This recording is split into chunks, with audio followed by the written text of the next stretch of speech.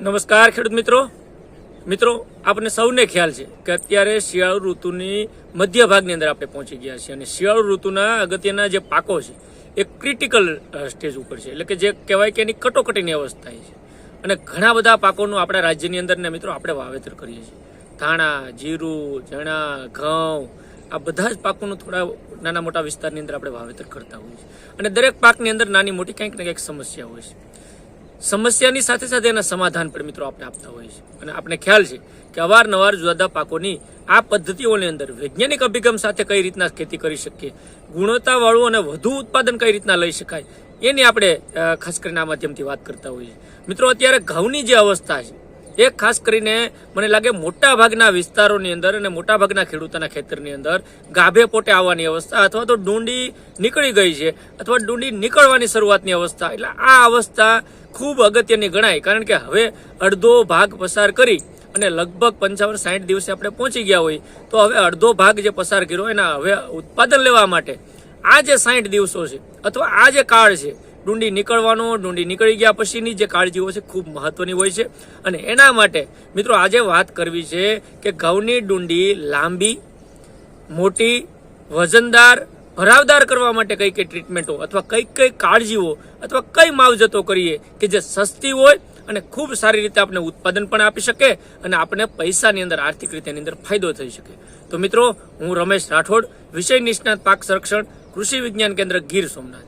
ખેડૂત મિત્રો, સૌપ્રથમ તો આજનો આ કાર્યક્રમ શરૂ કરીએ, આજનો આ ટોપિક શરૂ કરીએ પહેલા આપ સર્વ મિત્રોને ખાસ વિનંતી છે, હજી સુધી મિત્રો આપણે આ ચેનલ સબસ્ક્રાઇબ ન કરી હોય તો ચેનલને સબસ્ક્રાઇબ કરી લેજો. ઘંટડીના બટન ઉપર ક્લિક કરશો એટલે ઓલ નોટિફિકેશન આવી જશે અને તમામ પ્રકારના વિડીયો તમને આસાનીથી મળતા થઈ છે. બીજું મિત્રો, આ વિડીયો પૂરેપૂરું જોવાનું રાખજો, કારણ કે ઘણી વખત આપણે કટ કરી દેતા હોય તો ખ્યાલ નથી આવતો કે કઈ ભલામણ આપણે અહીંથી કરતા હોય. તો 8-10 મિનિટની જે આ વાત હોય છે એને પૂરેપૂરું જોઈએ. તમને જો વિડીયો ગમે તો એને લાઇક કરવાનું ભૂલતા નહીં અને ત્યારબાદ આપણી સૌની ફરજ છે કે સારી અને સાચી માહિતી લોકો સુધી પહોંચે એના માટે આ વિડીયોને મેક્સિમમ વધારે શેર કરી દેજો. પૂરો વિડીયો જોવાઈ જાય એટલે મિત્રો પહેલું કામ એ કરજો, શેર કરજો, એટલે બીજા લોકોને પણ આનો લાભ મળે. તો મિત્રો, ઘઉંની જે ડુંડી છે એ ખાસ કરીને મોટી અને ભરાવદાર કરવા માટે કઈ આપણે કાળજીઓ લઈએ અને મોટા ભાગના મેં કીધું એમ વિસ્તારોની અંદર જ્યાં ગાભે પોટે અથવા તો ઘઉંની ડુંડી અવસ્થાએ ઘઉં આવી ગયા છે એ ખાસ કરીને અવસ્થાને આપણે ખૂબ સારી રીતે જો કાળજીપૂર્વક આ અવસ્થામાંથી પસાર થઈશું તો ખૂબ સારું ઉત્પાદન મળશે.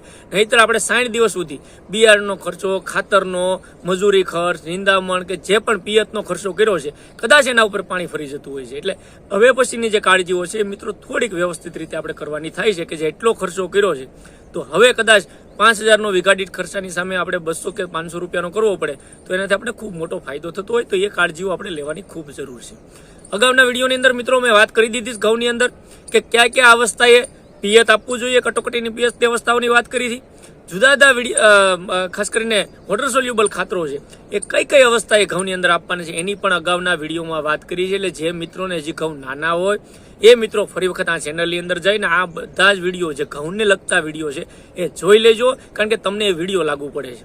જેમ એકદમ અત્યારની જે અવસ્થાની આપણે વાત કરવાની છે, ડુંડી નીકળી ગયા પછીની જે અવસ્થાની વાત કરવાના છે, એટલે જે મિત્રોને જે અવસ્થાના ઘઉં હોય એ મિત્રોએ એ પ્રમાણેની માવજત ખાસ કરીને કરવી જોઈએ. તો આ બધો જ ખર્ચો જો કરીએ અને છેલ્લે ડુંડીની અંદર એક ડુંડીની અંદર દાણાની જો સંખ્યા આપણે વધારી દઈએ અથવા ડુંડી લાંબી કરશું એટલે દાણાની સંખ્યા વધશે અને મિત્રો આ દાણાની સંખ્યા જો વધારીએ તો આપણું ઉત્પાદન અંદર ચોક્કસથી ફાયદો થતો હોય. અને ખાસ કરીને જે ખેડૂત મિત્રોએ ખાસ કરીને જુદી જે વેરાયટીઓની વાવેતર કર્યું છે એની અંદર GW 513 હોય, GW 499 હોય, 451 હોય, આ બધી જાતોની અંદર અત્યારની પરિસ્થિતિ ખૂબ સારી આપણને લાગી રહી છે.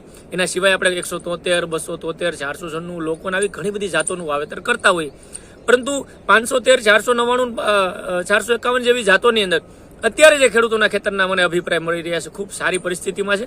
ડુંડી પણ સારી રીતે નીકળી ગઈ છે, ડુંડી લાંબી પણ છે. આપણા આવતા દિવસોની અંદર આ ડુંડીની અંદર દાણા વધારે ભરાય અને વજનદાર બને એના માટેના પ્રયત્નો મિત્રો કરવાના છે. બીજું એક ખાસ તમને વિનંતી કરી દઉં, વારંવાર કરું છું કે સોશિયલ મીડિયાની અંદર તો ઘણા બધા ભ્રામક પ્રચારો થશે, ઘણા બધા પોતપોતાની પ્રોડક્ટો લઈને વેચવા માટે આવી પડશે. આ છાંટો એટલે આમ થઈ જાય, આ છાંટો એટલે આમ થઈ જાય, ઘઉંની અંદર એટલું ઉત્પાદન વધી જાય. પણ મિત્રો, જે વૈજ્ઞાનિક અભિગમ સાથે કે કઈ વસ્તુ ઉપયોગ કરવાથી ક્યાં ફાયદા થાય ને કેમ થાય એના ટેકનિકલ કારણો સહિત ફક્ત કહી દેવું કોઈ પેકેટને કામ કરી નાખો, પણ એની પાછળનું વિજ્ઞાન પણ જાણવું એક ખેડૂત તરીકે ખૂબ જરૂરી છે ને. આવા લોકોની સલાહ લઈને કરજો, નહીતર તમારા પૈસા પડી જશે, તમને કોઈ ઉપર વિશ્વાસ નહીં આવે. બીજું, જેને પણ જોવો એક વ્યક્તિને નક્કી કરો કે એને જોઈ અને એની પ્રમાણેની પદ્ધતિઓ કરીએ. એ પ્રમાણે અડધા વીઘામાં 5 ક્યારામાં કરીએ. જો પરિણામો સારા મળે તો આખા ખેતરની અંદર કરીએ. કોઈના આંધળુક્યા વિચારો કરી, આંધળુક્યું જોઈ એનું અનુકરણ ન કરીએ, મારી ખાસ તમને વિનંતી છે. અને આ માધ્યમ આપણે અહીંથી જાગૃતિ લાવવા માટે જ મારો હેતુ છે કે તમે પૂરેપૂરી માહિતી જાણતા થાવ, જોતા થાવ અને એને પછી ખેતરની અંદર અપનાવતા થાવ. તો મિત્રો, ખાસ કરીને સામાન્ય રીતે ડુંડીની અંદર જો વાત કરીએ તો 10 થી 12 દાણા જ્યાં બેસતા હોય, હવે જો એની અંદર ફક્ત 10-12 દાણા ડુંડીમાં બેસે તો આપણે ખૂબ ઓછું ઉત્પાદન મળતું હોય. પરંતુ હવે એની સામે 10-12 દાણાની સામે 20-22 કે 24 જો દાણા એક ડુંડીની અંદર આવી જાય તો ઉત્પાદન દોઢું કે ડબલ કરવાની જે આપણી વાત છે અથવા સારું ઉત્પાદન લેવાની વાત છે, આપણે ખાસ કરીને આની અંદર પરિપૂર્ણ કરી શકીએ. મારી દ્રષ્ટિએ ખાસ કરીને ડુંડી લાંબી અને વજનદાર અથવા ભરાવદાર કરવા માટે ફોસ્ફરસ, પોટાશ, બોરોન, ઝીંક આ બધા તત્વો ખૂબ મહત્વના. પરંતુ અત્યારે જે આપણે વાત કરીશું એ કઈ રીતની ટ્રીટમેન્ટ હાલના સમયમાં કરવી જોઈએ એની ખાસ કરીને મિત્રો વાત કરવી છે. ખાસ કરીને મિત્રો, છોડમાં ખોરાક એક જગ્યાએથી બીજી જગ્યાએ લઈ જવા માટે, એટલે કે ખોરાકનું વહન કરવા માટે, ડુંડીની અંદર ફલિનીકરણ કરવા માટે, કારણ કે ડુંડી સેલ્ફ પોલિનેટેડ પાક છે ઘઉં. આ ડુંડીની અંદર જે દાણો બેસે છે તો એના નર અને માદા એક જ ડુંડીની અંદર રહેલા છે.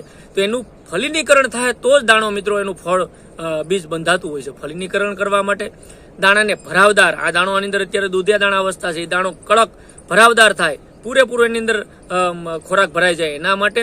અને ખાસ કરીને એનું વજન જે વધે છે, ભરાવદાર દાણો થશે એટલે એનું વજન વધશે. તો એના માટે ખાસ કરીને ફોસ્ફરસ, પોટાશ, ઝીંક અને બોરોન આ તત્વો ખૂબ મહત્વના છે. એને આપણે કઈ રીતના આપવા એની મિત્રો આજે વાત કરવી છે. મિત્રો, ખાસ કરીને આ ત્રણેય જે મુખ્ય તત્વોની વાત ઘણી વખત કરતા હોય અથવા જે આ તત્વો આપણે વાત કરતા હોય તો એની અંદર જે ડુંડીની અંદર દાણો ભરાવદાર, વજનદાર, લાંબી કરવા માટેનું જે મહત્વનું તત્વ છે એ ફોસ્ફરસ છે. અને ફોસ્ફરસ જે છે ખાસ કરીને છોડની અંદર ફળ, ફૂલ અને બીજ બનાવવાની અંદર આ બધી જ પ્રક્રિયામાં સૌથી મહત્વનો રોલ હોય તો ફોસ્ફરસનો છે. આમ તો પાયાના ખાતરમાં ડીએપી, એનપીકે, 12-32-16, સિંગલ સુપર ફોસ્ફેટના સ્વરૂપે આપણે ફોસ્ફરસ આપતા હોઈએ.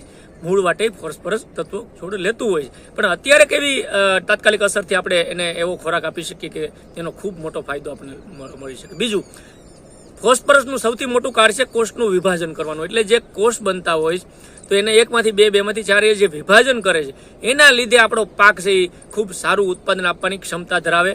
ફોસ્ફરસનું મહત્વનું અગત્યનું કાર્ય છે એના મૂળિયાનો વિકાસ કરવાનું. કોઈ પણ પાકની અંદર મૂળનો જે વિકાસ છે, કારણ કે મૂળનો વિકાસ થાય એટલે ખોરાક લઈ શકશે અને ખૂબ સારું ઉત્પાદન આપવાની ક્ષમતા છોડની અંદર એનું ખોરાક બનવાથી આપણે ઉત્પાદન પણ મળશે. તો આ જે કાર્યો છે અને ખાસ કરીને છોડ છે એને મજબૂત બનાવે છે, છોડને ઢળતો. ઘણી વખત ઘઉંની અંદર મિત્રો ફોસ્ફરસ ખાતરનું આ પણ રોલ છે. એટલે જ્યાં ઢળી જવાના પ્રશ્નો આવતા હોય ત્યાં ફોસ્ફરસ તત્વ યોગ્ય સમયે યોગ્ય રીતે આપવામાં આવે તો એને જે ખાસ કરીને છોડ ઢળી જતા હોય એ ઢળવાની સામે પણ છોડને મજબૂતાઈ આપે છે અને ઢળતો અટકાવે છે. બીજું મહત્વનું તત્વ છે પોટેશિયમ, જેને પોટાશ તરીકે આપણે ઓળખતા હોય. પોટેશિયમ પણ જુદા જુદા ઉચ્ચેસકો જે ખાસ કરીને અંદર રહેલા છે એને સક્રિય કરવાનું કામ કરે. છોડને રોગ જીવાત સામે પ્રતિકારક શક્તિ છોડમાં ઊભી કરે, એટલે રોગ જીવાત લાગે નહીં. તો પોટાશ તત્વ પણ ખૂબ મહત્વનું છે. ઘણી વખત એમઓપીના સ્વરૂપમાં, 12-32-16ના સ્વરૂપમાં પાયાની અંદર પોટાશ આપણે મિત્રો આપતા હોઈએ છીએ.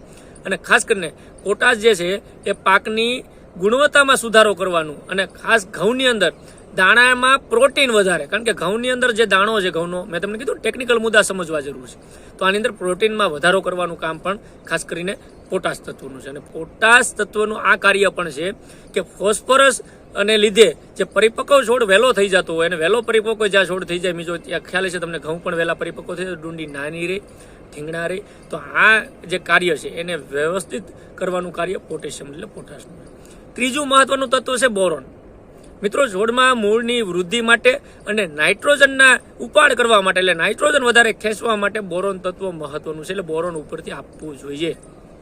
અને ખાસ કરીને પાકની વૃદ્ધિ, પ્રજનન અને દેહ ધાર્મિક જે ક્રિયા છે એની અંદર પણ બોરોનનું ખૂબ મહત્વનું કાર્ય છે. એટલે બોરોન તત્વ પણ એટલું જ મહત્વનું.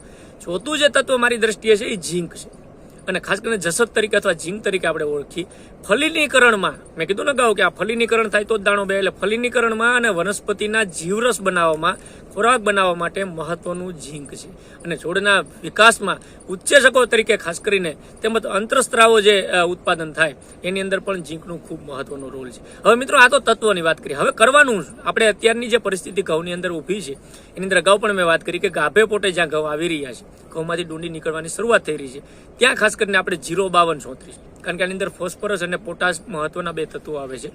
તો 05234 એક પંપની અંદર 100 ગ્રામ અને ખાસ કરીને આની અંદર ફોસ્ફરસ અને પોટાશ મેં કીધા અગત્યના કાર્યો છે એટલા માટે 05234 નો 100 ગ્રામ લેખે ગાભે પોટે જ્યાં આવે છે અથવા ડુંડી નીકળવાની શરૂઆત છે ત્યાં આપણે આનો સ્પ્રે ખાસ કરીને કરવો જોઈએ. અને એની સાથે બોરોન 20% જે માર્કેટની અંદર મળતું હોય મિત્રો, પંપની અંદર 15 થી 20 ગ્રામ બોરોનનું માપ ખાસ નોંધી લેજો. બહુ વધારે પડતું નાખવાથી પણ ઘણી વખત નુકસાન થતું હોય. તો 05234 100 ગ્રામ અને બોરોન 20% વાળું જે માર્કેટની અંદર 15 થી 20 ગ્રામ એક પંપમાં નાખી અને ગાભે પોટે જે અવસ્થા આવ્યા છે ઘઉં એની અંદર એક સ્પ્રે સારો કરવાથી આ જે મેં તત્વોની આગળ વાત કરી હતી બધા તત્વોનું કામ શરૂ થશે અને ડુંડી તમારી લાંબી, મોટી, ભરાવદાર અને વજનદાર બનશે. બીજું જે મહત્વનું ખાસ કરીને તત્વ છે જ્યાં ડુંડી નીકળી ગઈ છે, કમ્પ્લીટલી ડુંડી બહાર આવી ગઈ છે, એની અંદર ખાસ કરીને અત્યારે 0050 એક પંપની અંદર 100 ગ્રામ અને ખાસ કરીને આ જે તત્વ છે 0050નું ખૂબ મહત્વ છે.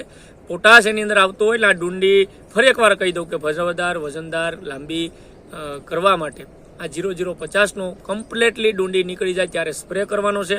અને એની સાથે જો શક્ય હોય તો મિત્રો બોરોનેટેડ કેલ્શિયમ નાઇટ્રેટ જે બજારની અંદર મળતું હોય, ખાસ કરીને ફોટોગ્રાફ પણ હું તમને બતાવું છું કે બોરોનેટેડ કેલ્શિયમ નાઇટ્રેટ જો 30 થી 40 ml પંપમાં આની સાથે નાખી અને છેલ્લો સ્પ્રે ઘઉંની અંદર કરી દઈએ તો ગેરંટીથી આપણે કહીએ છીએ. અને મિત્રો ટ્રાય કરવાની 10 ક્યારામાં ટ્રાય કરી લેજો તો તમને પાક્કો ખ્યાલ આવી જાય. આખા ઘઉંની અંદર ન છાંટો તો કાંઈ નહીં, તમને વિશ્વાસ ન બેસે. તો 0050 અને બોરોનેટેડ કેલ્શિયમ નાઇટ્રેટનો સ્પ્રે જો આની અંદર કરશું તો ઘઉંની ડુંડી લાંબી, મોટી, ભરાવદાર, વજનદાર અને એનો સીધો જ ફાયદો ઉત્પાદનમાં થાય. હું એમ કહું 10-15% ઉત્પાદન વધે તો પણ એની સામે આપણને પૈસાની અંદર આર્થિક રીતે પણ ખૂબ મોટો ફાયદો થાય. તો મિત્રો આ જે સંપૂર્ણ વાત હતી એ ઘઉંની ડુંડી લાંબી, મોટી, ભરાવદાર અને વજનદાર કરવાની વાત હતી. મને લાગે જો આ પ્રમાણેની ટ્રીટમેન્ટ કરશો તો ખૂબ સારા પરિણામો મળશે. તમે આ ટ્રીટમેન્ટ કર્યા પછી તમને તમારા પ્રતિભાવ પણ મિત્રો લખી મોકલજો. જે મિત્રો આ ટ્રીટમેન્ટ અગાઉના વર્ષોમાં કરી છે એ પણ એના પ્રતિભાવ આપજો. તમને આની અંદર ક્યાંય પણ પ્રશ્ન હોય તો મારા નંબર નોંધી લેજો 9558294828. ફરી બોલી જાઓ 9558294828. આ નંબર પર આપ ફોન પણ કરી શકો અને વધારે કાંઈ હોય તો કોમેન્ટ બોક્સની અંદર પણ જણાવજો. મિત્રો આજના વિડીયોની અંદર એટલું જ. ફરી પાછા મળશું નવા વિષય સાથે, નવી માહિતી સાથે. ત્યાં સુધી મને રજા આપશો. આપ સર્વે મિત્રોનો ખૂબ આભાર. ધન્યવાદ. Thank you.